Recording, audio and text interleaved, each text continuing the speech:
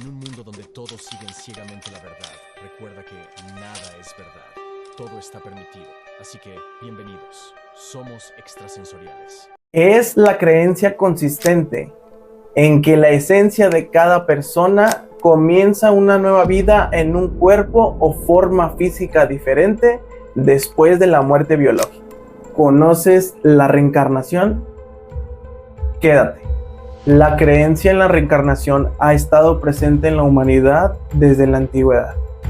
En la mayoría de las religiones orientales, como el hinduismo, el budismo, el jainismo y el taoísmo. También en algunas religiones africanas y tribales de América y Oceanía.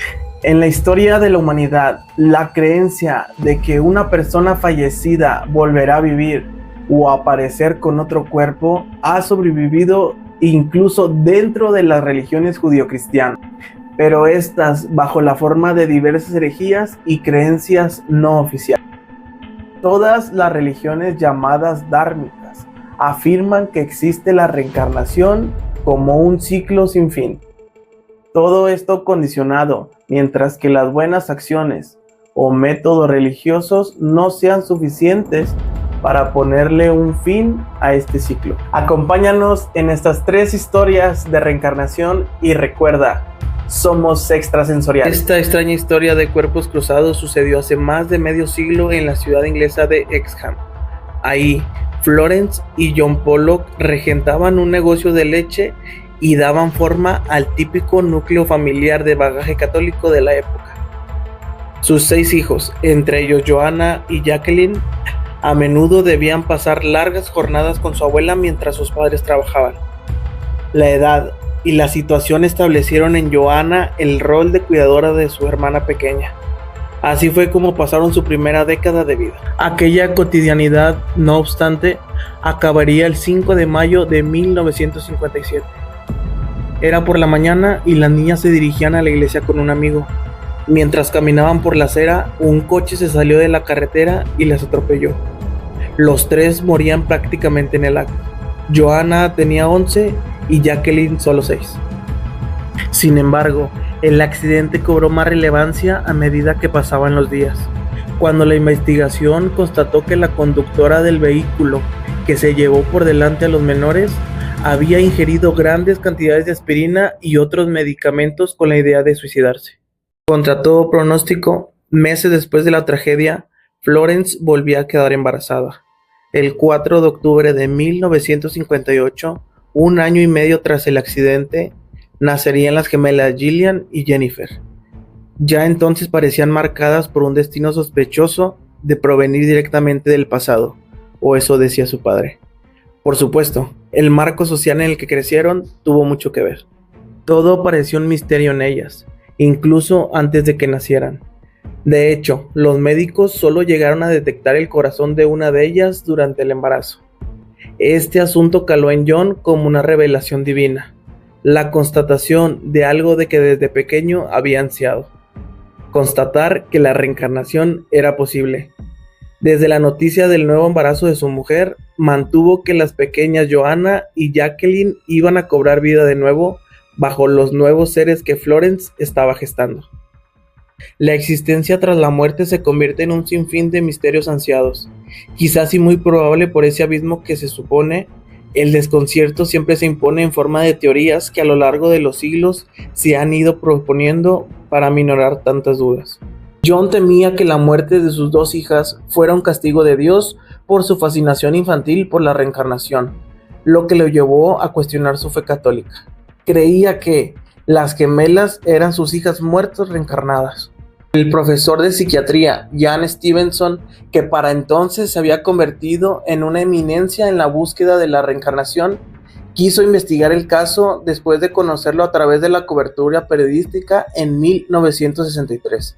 Ese mismo año, cuando las gemelas ya tenían 4 años, se reunió con la familia en su casa, entrevistó a los padres detenidamente y examinó a las niñas en búsqueda de marcas de nacimiento. Las sospechas se hicieron más convincentes cuando descubrió que una de las gemelas, Gillian, y una de las hermanas fallecidas, Joanna, tenían una mancha cutánea más oscura, del tamaño y la forma de una huella dactilar en sus caderas. Y la casualidad también aterrizó en la otra gemela, Jennifer, que tenía una marca de nacimiento en la frente que se parecía a una cicatriz que su hermana Jacqueline poseía fruto de una caída en 1954. Stevenson volvió a encontrarse con la familia Pollock en 1967 y continuó en contacto con ellos hasta su siguiente y última visita en 1978, cuando las gemelas tenían 20 años. Supieron entonces, gracias a un análisis de sangre, que eran monocigóticas. No obstante, más allá de lo físico, incluso de lo biológico, de pequeñas mostraron una especie de fobia tangible a los coches, no solo cuando iban por la calle, sino también a modo de pesadillas recurrentes, aseguraban a sus padres. Según la prensa del momento, a las gemelas, además, les gustaba la misma ropa y canciones que a sus hermanas. Identificaban a amigos y vecinos que nunca habían conocido. La gemela mayor cuidaba a la menor exactamente de la misma manera que Joanna había cuidado a Jacqueline, y reconocían lugares donde jamás habían estado. El niño Gus Ortega es uno de los casos más emblemáticos existentes en el mundo sobre la reencarnación. Según refieren medios internacionales, todo comenzó cuando Gus tenía poco más de 2 años de vida, cuando comenzó a hablar y a contar detalles sobre su vida anterior. El abuelito de Gus se llamaba Jim Tucker, quien en vida era un profesor universitario de Virginia y que dejó su existencia a causa de un accidente. Cuando yo tenía tu edad, me tocaba cambiarte los pañales, le dijo el pequeño a su padre, quien quedó absorto con la afirmación del niño, pero no solo eso, también le dio detalles sobre la vida de Jim que desconocía. Mientras el pequeño crecía, fue observando imágenes de su abuelo y no dejaba de decir, ese soy yo. Además, otros detalles de varios episodios de la vida de su padre fueron apareciendo en anécdotas que el niño contaba como si lo hubiera vivido, pero que su padre apenas recordaba porque era un niño. Aunque en este caso no hubo mayor investigación técnica que pudiera corroborar lo que el niño planteaba, no había forma de que Gus pudiera saber todos esos detalles de la vida. Este chico de 6 años de edad era un apasionado del dibujo. Un día pintó una casa muy parecida a la que se encontraba en la bahía. El muchacho decía que era su antiguo hogar en el que vivía con su antigua madre. Cameron Macaulay empezó desde muy temprano a explicar a la gente de su alrededor cómo era su otra vida. Con tranquilidad y sin contradicción alguna, relataba cómo era esa otra mamá, una mujer cariñosa de cabellos largos. Incluso algunas veces llegaba a describir también cómo era la casa en la que vivía lejos, muy lejos de Glasgow, blanca, grande y cerca de un lugar donde iban y venían aviones. Aunque en un principio la madre de Cameron Macaulay lo atribuyó a una imaginación desbordante, las dudas se volvieron más inquietantes cuando, a medida que crecía, los detalles iban volviendo más definidos, más claros. El niño decía que le encantaba ir a jugar a la playa, un lugar tranquilo donde el viento solía acariciar el cabello de su madre. En algunos casos, Cameron Macaulay llegaba a ser tan preciso con sus descripciones cuando se trataba de su hogar que sorprendía a todos. Conocía con precisión cada lugar, describía, por ejemplo, que la casa tenía 3 baños y que siempre lo acompañaba un perro blanco y negro al que quería mucho, así como también un coche negro que tenía la familia. No obstante, había algo que lograba conmover aún más a la madre de Cameron. En sus narraciones, él tendía a recordar con especial tristeza a su padre, un hombre con el cabello de punta, vaqueros rotos y rostro amable. Un hombre que falleció por no mirar a ambos lados de la calle. Su nombre era Shane Robertson. Aquello no era normal. La madre de Cameron no podía soportar más aquella situación, en especial porque veía a su hijo sufrir por unos recuerdos que, en realidad, nunca había vivido. Fue entonces cuando llamaron a Jim Tucker, director médico de la Clínica Psiquiátrica Infantil y Familiar de la Universidad de Virginia, un hombre especializado en tratar a niños que recuerdan vidas pasadas. Entre sus obras cabe destacar, por ejemplo, su libro Vida antes de la vida, los niños que recuerdan vidas anteriores. Tras hablar durante varios días con el pequeño Cameron Macaulay, el doctor Jim Tucker no lo dudó. Debía llevarse al niño y a su madre a la isla de Barra para averiguar si todo lo explicado por el niño era real. Tras contarle el plan a la madre, ella accedió inmediatamente. Ambos estaban ansiosos de comprobar si todo lo que decía un niño de tan solo 6 años era real. Puede que te preguntes de qué modo pudieron empezar a buscar a esa otra familia de Cameron. La isla no es especialmente grande, pero existen emplazamientos muy similares al descritos por Cameron. Una casa blanca al lado de la playa y además el dato tal vez más preciado, el nombre de su padre.